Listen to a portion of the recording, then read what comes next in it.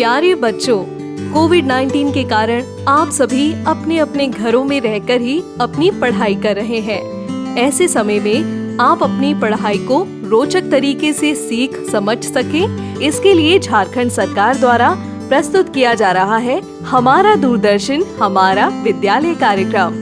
इसके माध्यम से आप प्रत्येक दिन सोमवार से शुक्रवार तक पूर्वाह्न 10 से 12 तथा अपराह्न 1 से 2 बजे तक अपनी अपनी कक्षाओं के अनुरूप कार्यक्रम देख सकेंगे।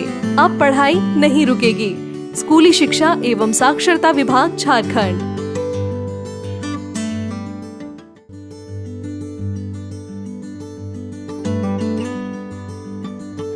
जोहार, JCERT की डिजिटल शाला में आपका स्वागत है। आज के सत्र में हम कक्षा 7 एवं आज के विज्ञान विषय के पाठ कोशिका के बारे में जानेंगे। नमस्कार, जोहार। आप अपने चारों ओर अनेक जीवों को देखते हैं।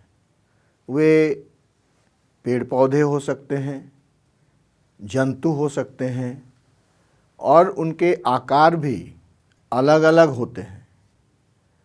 कुछ जंतु जैसे हाथी, बैल, गाय, बकरी, सांप, बिच्छू, तितली, चींटी और चींटी से भी छोटे जंतु होते हैं।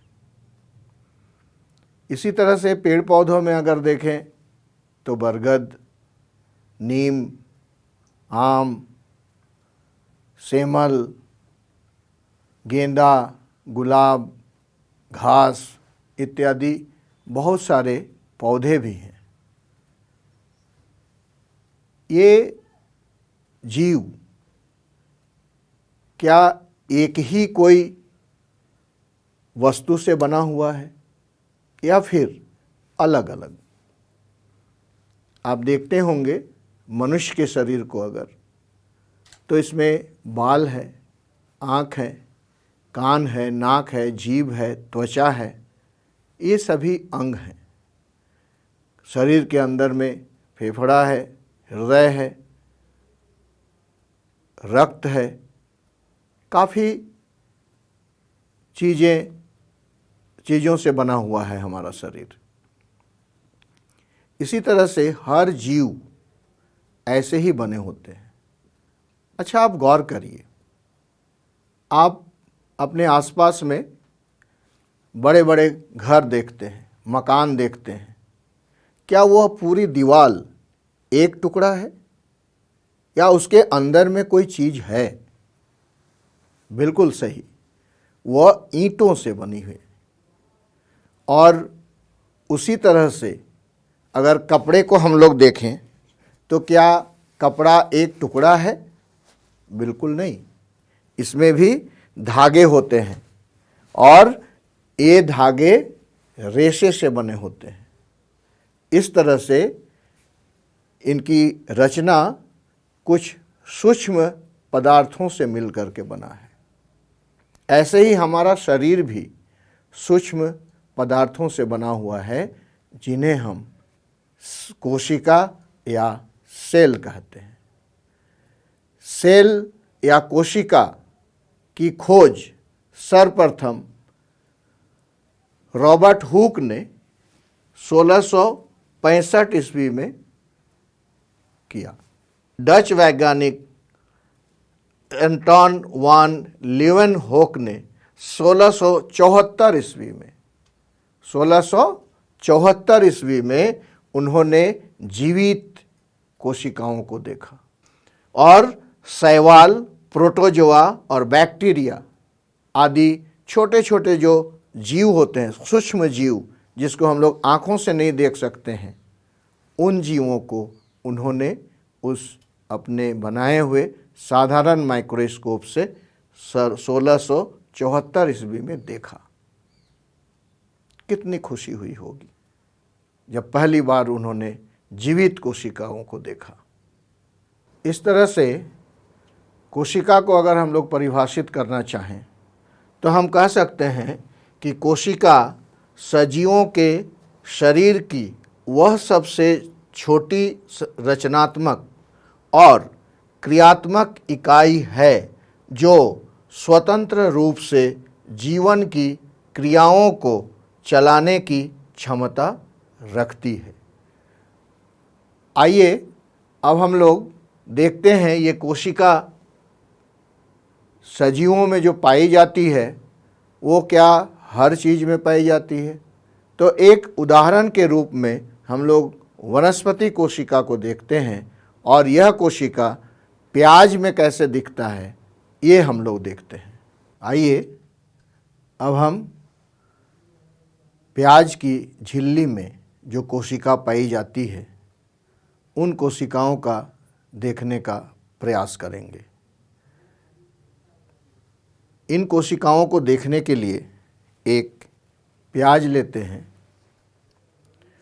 और एक ब्लेड या चाकू लेते हैं, एक स्लाइड लेते हैं, एक कवर स्लिप लेते हैं। देखिए ये कवर स्लिप छोटा सा एक कांच का टुकड़ा है और ये देखिए इसी से प्याज की कोशिका की झिल्ली को ढका जाता है। ये है कवर स्लिप कहते हैं इसको, ये जो कि इस छोटी सी डब्बे में रखा हुआ है, ये कवर स्लिप। इसको स्लाइड में रखे जो नमूना होता है उसके ऊपर में इसको ढक दिया जाता है। इसके बाद इसको उस नमूने को उठाने के लिए ब्रश का यूज करते हैं, हम लोग हाथ से यूज नहीं करते हैं क्योंकि वो कोशिकाएं टूट सकती हैं इसलिए। और ये ड्रॉपर लिया जाता है पानी डालने के लिए, या ये एक सैफरनिन, ये एक देखिए ये सैफरनिन एक अभिरंजक है, रंग है जिससे जो प्याज की कोशिकाएं हैं वह रंगीन हो जाता है, वह अभिरंजित कहा जाता है, स्टेन हो जाता है। और ये ग्लिसरीन लिया जाता है ताकि वह नमूना सूखे नहीं। तो आइए हम लोग शुरू करते हैं कोशिका देखने के लिए। सबसे पहले ये प्याज लेते हैं और इस प्याज को का एक छोटा सा टुकड़ा हम लोग ऐसे निकालते हैं। ये इस तरह से, ये देखिए ये कई परतों में है। ये एक परत है, ये दूसरी परत है, ये तीसरी है, चौथी है, पांचवी है। इस तरह से परत दर परत यहाँ देखिए इसमें लगा हुआ है। तो हम लोगों को केवल इतना ही चाहिए, इसके ये जो है ये परत शल्क पत्र कहलाता है, क्योंकि प्याज एक रूपांतरित तना है और ये शल्क पत्र कहलाता है। ये मांसल इसलिए हो जाता है क्योंकि इसमें भोज्य पदार्थ जमा हो जाता है। तो इसके इस तरह से ये धीरे धीरे इसके झिल्ली को ऐसे हम लोग निकालते हैं और इस झिल्ली को स्लाइड पर रखते हैं। स्लाइड पर रखने से पहले स्लाइड में इस ड्रॉपर से एक बूंद पानी डाल देते हैं ताकि उस पर ये फैला रहे। इस तरह से ये स्लाइड के ऊपर पानी और पानी के ऊपर ये प्याज का झिल्ली, ये इस तरह से। अब इससे भी हम लोग देख सकते हैं तो कोशिकाएं दिखेंगी लेकिन ये अभिरंजित नहीं होंगी, इसलिए इसको अभिरंजित या रंगीन स्टेनिंग करने के लिए इसके ऊपर में 1 बूंद सैफरनीन का डालते हैं।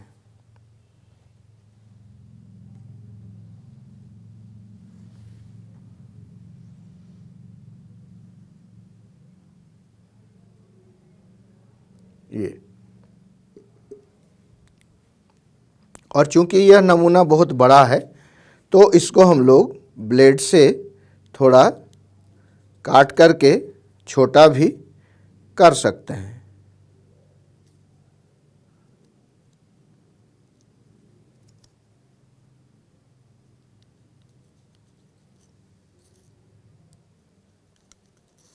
इस तरह से इसको हम लोग हटा देंगे और इस तरफ भी थोड़ा काट करके इसको हटा देना, ऐसे।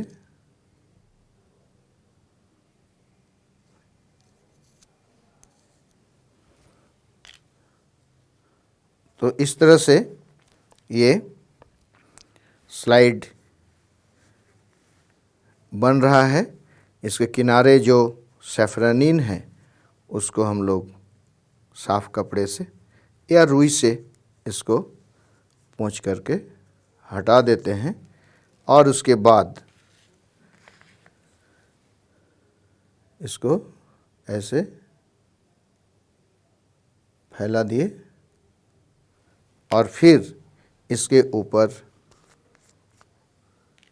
1 बूंद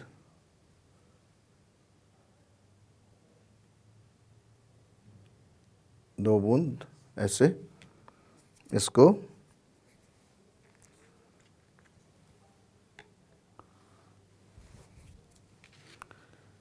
और इसको 60 डिग्री के कोण पर रख करके इसमें धीरे धीरे ऐसा डालेंगे, इसको कवर स्लिप को ऐसा ढकेंगे कि उसके अंदर में वायु नहीं आए।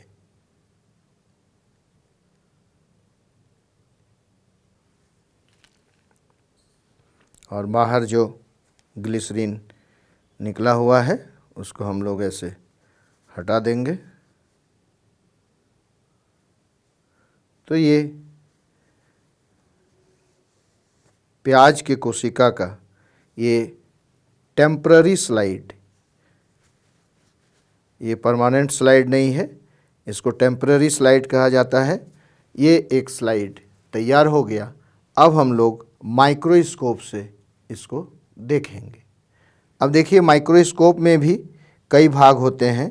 ये नीचे जो है ये रिफ्लेक्टर कहलाता है, इसको स्टेज कहते हैं, और ये क्लिप है जिसमें स्लाइड को फंसाया जाता है। और नीचे एक देखिए यहाँ पर ये छेद छोटा बड़ा हो रहा है, इसको देखिए बढ़िया से। ये छेद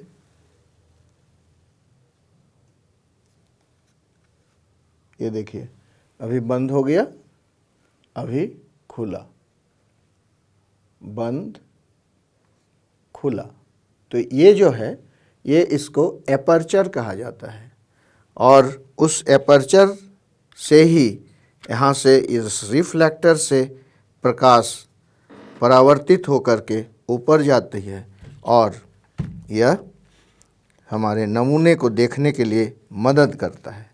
इसमें 2 उभरा हुआ ऐसा भाग भी दिखाई दे रहा है, इसको कहा जाता है ऑब्जेक्टिव, वस्तु लेंस। चूँकि यह वस्तु के निकट होता है इसलिए इसको वस्तु लेंस या ऑब्जेक्टिव कहा जाता है। और ये यहाँ पर आँख के पास में ऐसे देखा जाता है, इसलिए आँख के पास में ये लेंस है, ये भी एक लेंस है, इसलिए इस लेंस को नेत्रिका या आई पीस कहा जाता है, आई पीस या नेत्रिका। और ये पूरा भाग जो है इससे ऊपर नीचे होता है, इससे नियंत्रित होता है। तो ये वाला जो भाग है जो घूम रहा है और ऊपर नीचे हो रहा है, इसको कहा जाता है कोर्स एडजस्टमेंट। जिसमें हम लोग बहुत ज़्यादा ऊपर नीचे कर सकते हैं।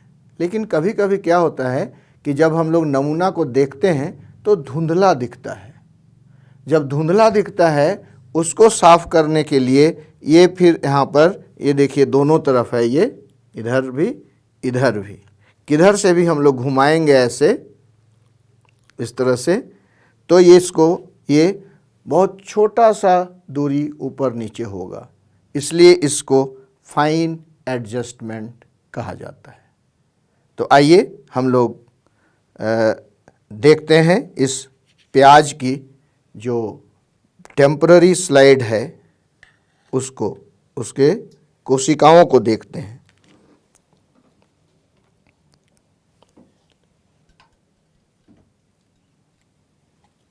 ये पहले एडजस्ट करेंगे कि यहाँ से रोशनी जाए।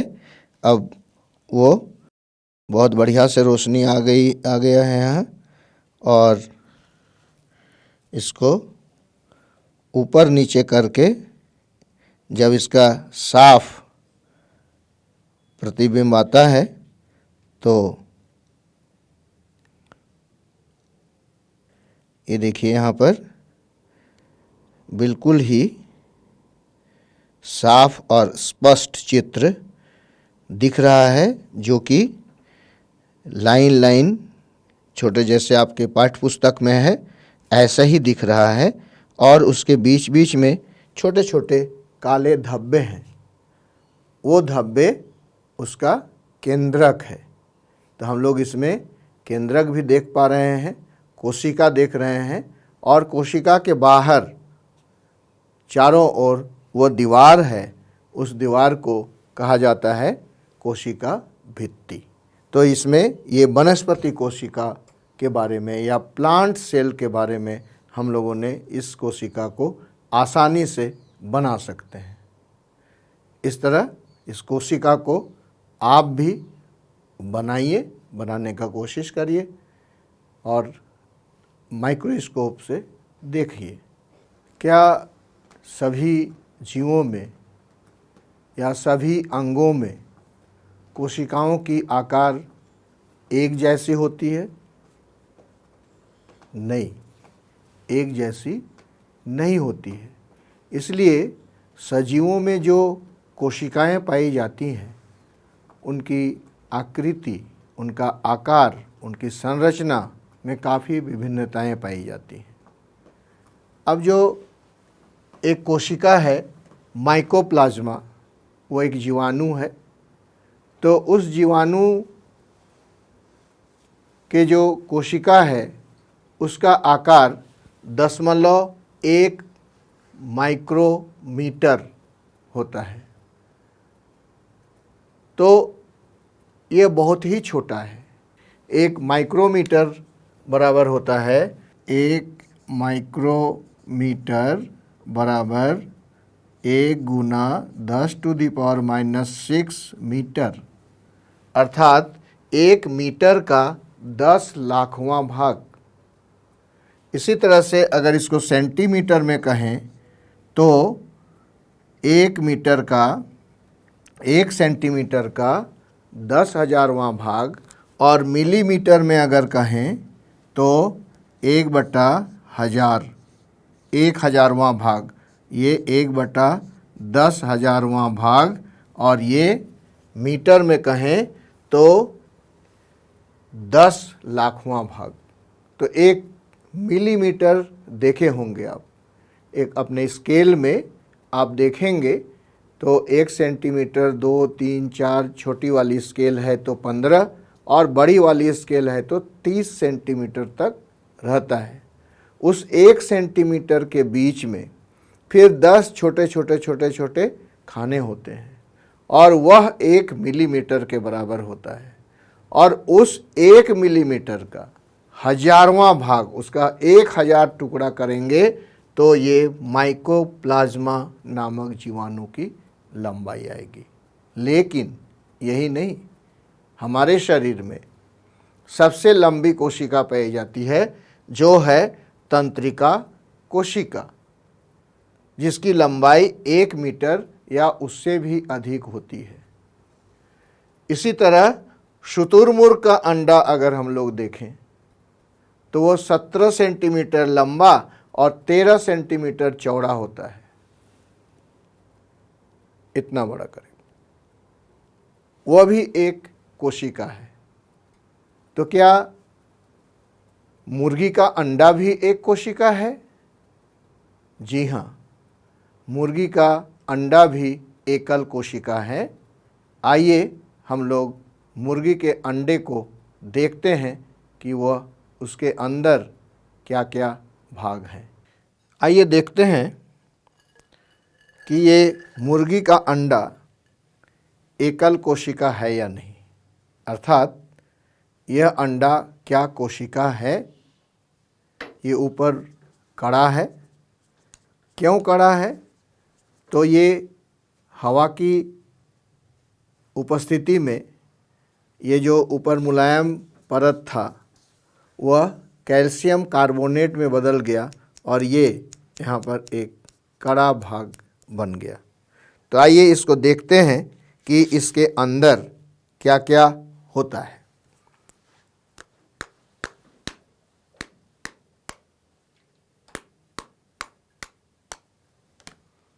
ये देखिए, इसको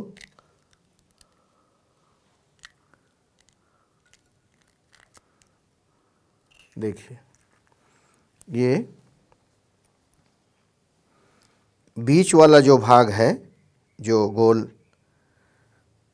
पीला कलर का, वह केंद्रक है और ये सफ़ेद वाला भाग जो है यहाँ, ये कोशिका द्रव्य है। दोनों यहाँ पर केंद्रक द्रव्य रहता है और ये कोशिका द्रव्य, और दोनों मिला करके अर्थात केंद्रक द्रव्य और कोशिका द्रव्य दोनों मिला करके जीव द्रव्य का निर्माण करते हैं और वह जीव द्रव्य हमारे जीवन का आधार है।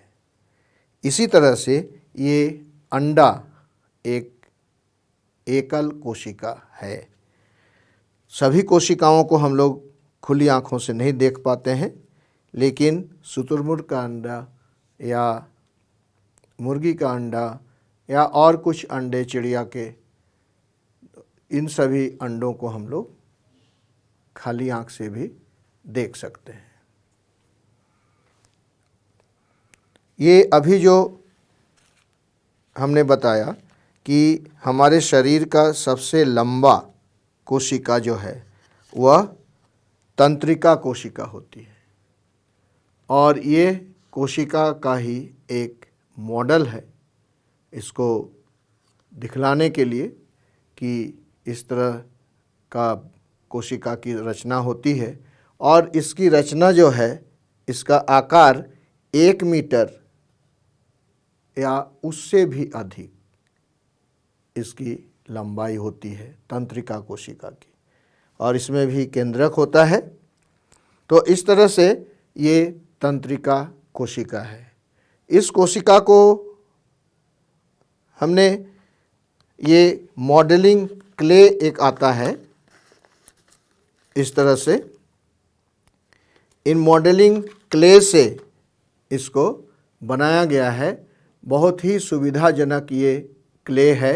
ये देखिए, इसको जैसा भी मोड़िए वैसा मुड़ता है और जो भी आकार इसको देना चाहें ये दे सकते हैं। तो इस तरह से इसको अगर हम लोग यूज़ करें तो हम लोग विभिन्न प्रकार के कोशिका ही नहीं बल्कि और भी कुछ मॉडल हम लोग बना सकते हैं। आप भी बनाइए।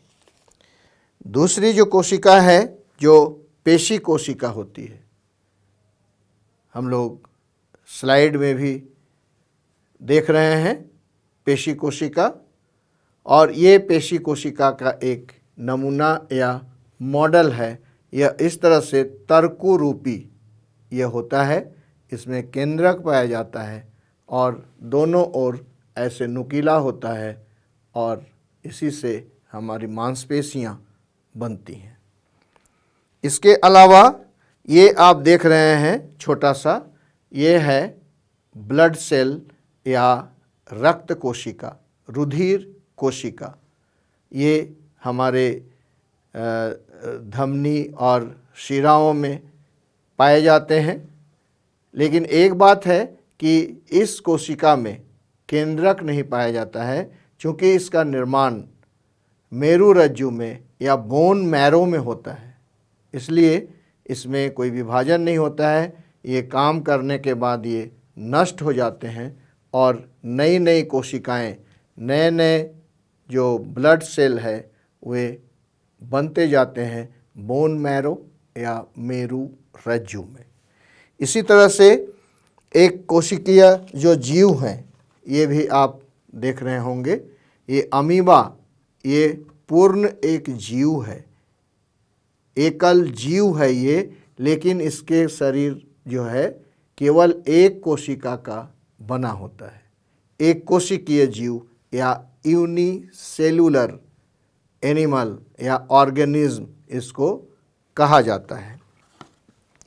ऐसे ही एक मॉडल और यहाँ पर देखें, ये जंतु कोशिका का एक प्रारूपिक मॉडल है। ये मिट्टी से बनाया गया है।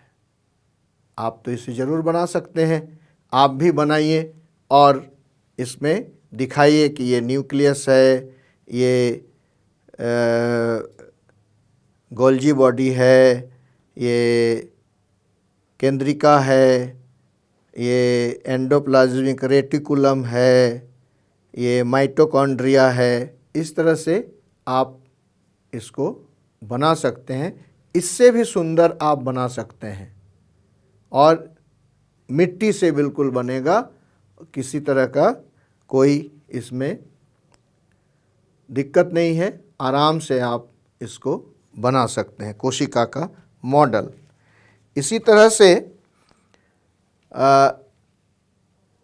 कुछ कोशिकाएं होती हैं छोटी बड़ी, अलग अलग तरह की, अलग अलग आकार की, और ये कोशिकाएं आपस में मिल कर के ऊतक का निर्माण करते हैं।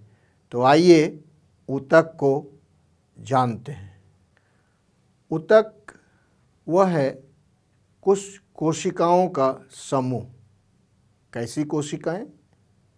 जिनका उद्गम और कार्य समान हो, अर्थात एक कोशिका से दो कोशिका इस तरह से जो बने हुए हों, ऐसे कोशिकाओं के समूह को, जिनका उद्गम, विकास और कार्य समान हो, ऐसे कोशिकाओं के समूह को ऊतक कहते हैं।